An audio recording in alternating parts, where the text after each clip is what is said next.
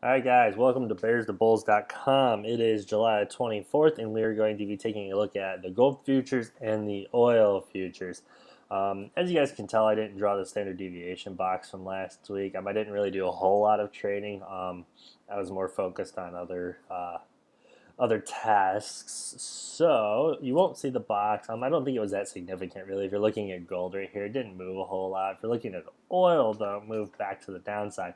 You remember last week on oil, I was saying I wanted to see it come up and break this high right here, and it didn't, and we've continued the downward trend. So if you look, we got the high, we got a low, and we got a lower low, lower highs, lower low, lower highs, continued. So the downtrend's continuing. Where it's going, I'm not really sure. So if we pull out here and take a look, it looks like there could be some support around the 43.15 area.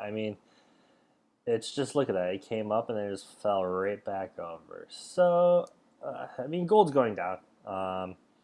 We can also look at like the 42.50 area. I would just ride this downtrend though. Ride the downtrend until it tells you otherwise.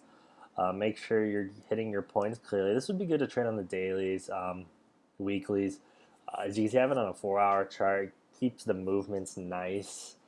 But yeah, I would just be riding this downtrend until it tells you otherwise. No sense in fighting it. No sense in trying to find where the actual low is going to be, where it changes. I'll probably plot the standard deviation box for this week, so we can kind of see what's going on, see if the movement's changing. If you look though, you can see right here volume's kind of decreased. If you look at that 4-hour candle, it's 269,000 contracts. That one's 182,000, and this one is 179. So volume's decreasing, which is a good sign. That means the trend's starting to fizzle out a little bit, potentially. So I'd be looking for a swing to the upside soonish, but like I said, we'll ride this downtrend until otherwise told. If we're taking a look at gold here, gold is just kind of flattening out. You can see here, if we look back, this is the Brexit jump. Came up, created a new high, now it's pulled back down. So it's at the support levels of the Brexit breakout. If we get it off Hike and Ashy candles and just go to regular candles, you can see here. So it basically bounced off support right there at the 310 level, we'll call it. So it made a lower high though, right here. So is it a downtrend? It looks like it. We got lower high, lower high, lower, lower, lower, low. Um, but I want to know if this 310 level can hold its support, because if it can hold its support, that'll be a good basis for the upside. So this week in gold, I'll be watching the 310 level. If it holds its support, we're going to the upside. If it breaks, I'm looking to the downside, because it didn't really gap up from the Brexit, but that was a huge, substantial move. So I want to see if the markets really want price up there, or is that a reactionary move from the Brexit vote. If you look back here too, you can see market fizzled out here and went back to the downside, and that's around the 310 level. So the 310 recently looks like to be a very substantial support resistance zone. This week, I will be looking at that. As of right now, it looks like we're going down. We're in a downtrend. You could draw a downward wedge if you take it from the high up here down to the low. I'll draw it real quick for you guys. So we've got that, and then we've got that, and we've got that. So really, if you wanted to, you could draw that and find where it meets. You could also use the Elliott wave if you guys are familiar with that. That'd be a good place to use this.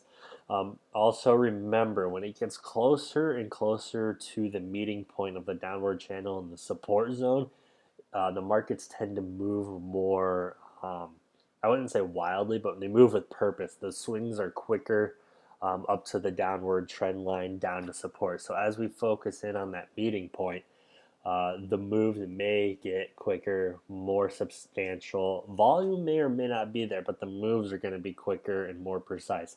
So pay attention to that. Don't get caught up in trying to chase it as it gets closer. Just be patient, wait and see what happens. So for gold, we're waiting on the 1310 support resistant line. We're going to see kind of how that plays out. And then for oil, we're going to ride that downward trend until we're told otherwise. It keeps breaking the lower low supports, and it keeps creating lower highs. If you guys have any questions, feel free to email us at bearstobulls@yahoo.com. like and subscribe to our YouTube channel. That's where we post our weekly updates and any other videos. Be sure to follow us on TradingView. I post charts there, not necessarily relevant to the market or the indices, but I do stocks. Sometimes if I see a really good setup I want you guys to know, I throw it up there. And then also follow us on Twitter.